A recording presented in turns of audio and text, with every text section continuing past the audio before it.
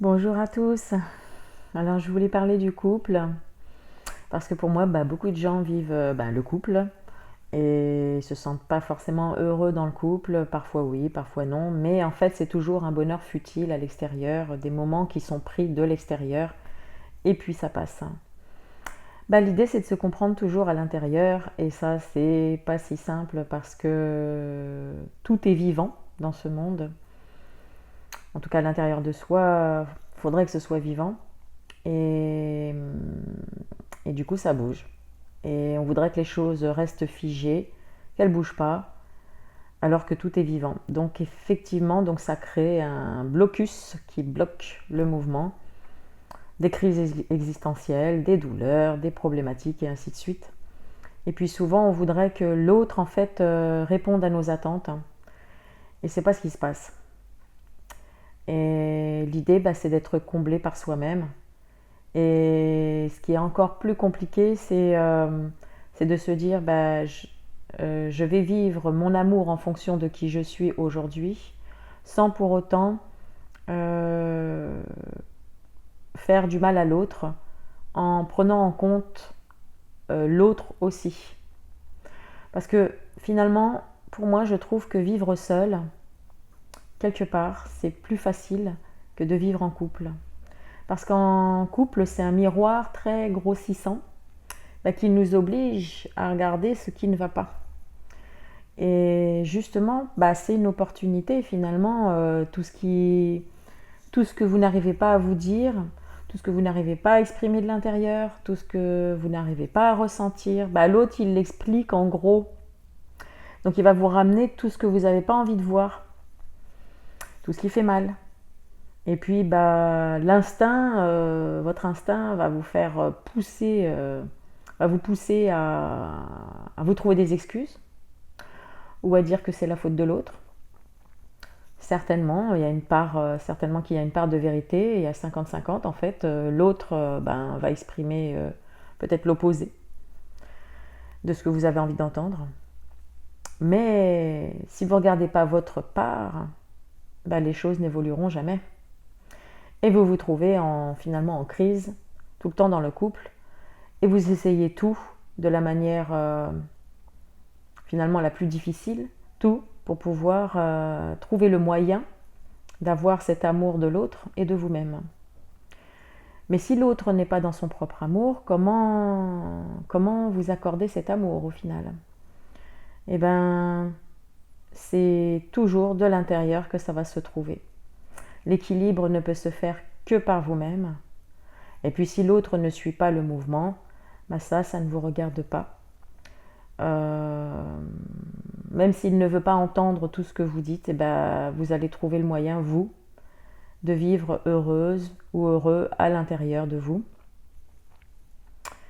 Et oui, ça peut créer aussi une séparation, le fait que l'autre ne suive pas le mouvement.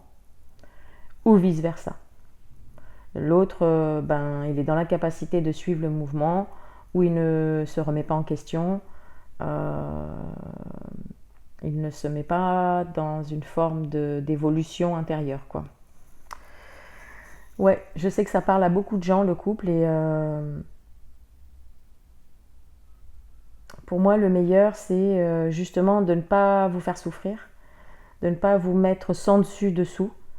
Mais pour ne pas se faire souffrir, encore faudrait-il entendre ses émotions à l'intérieur, ne pas refouler ses émotions, donc les écouter pleinement, même si ça ne fait pas du bien.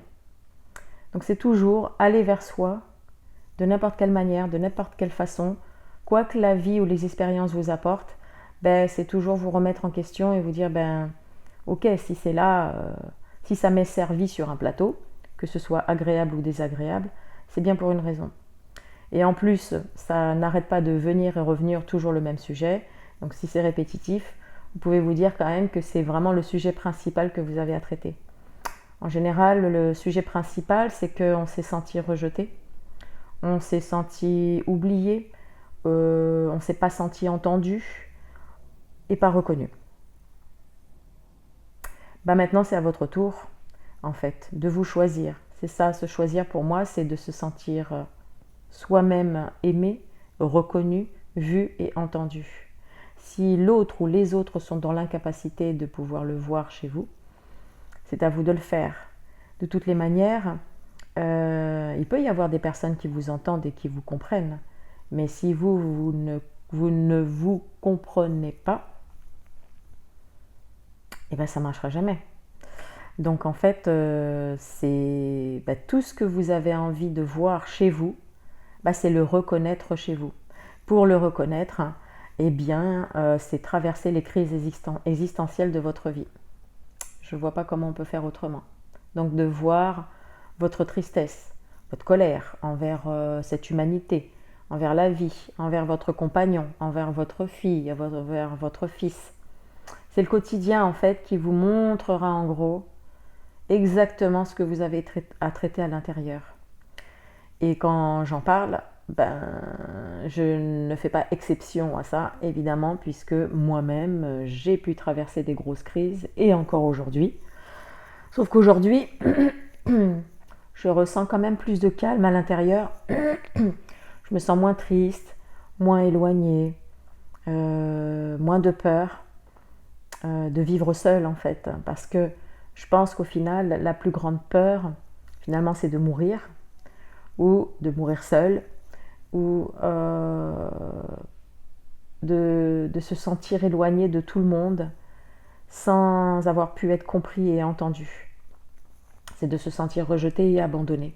Je pense que c'est la plus grosse peur que l'humain a, en fait. Et donc c'est maintenant qu'il faut s'y mettre, en fait.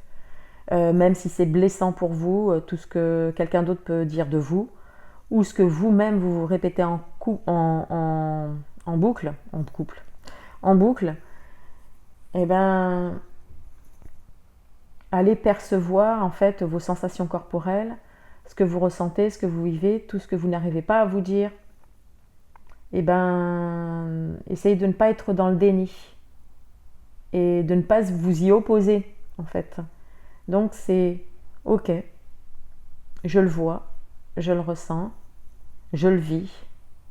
Bon, je vais essayer de trouver la meilleure façon pour pouvoir ressentir mon âme, ma musique intérieure, mes problématiques, celles que j'ai pas voulu voir déjà dès mon enfance, mon adolescence.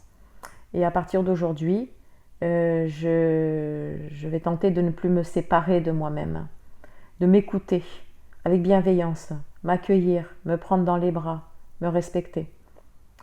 Oui, je sais, c'est pas facile, mais ça ne veut pas dire que vous n'aurez plus jamais de colère ni de tristesse, mais ça s'éloignera de vous au fur et à mesure que vous vous écoutez et que vous ressentez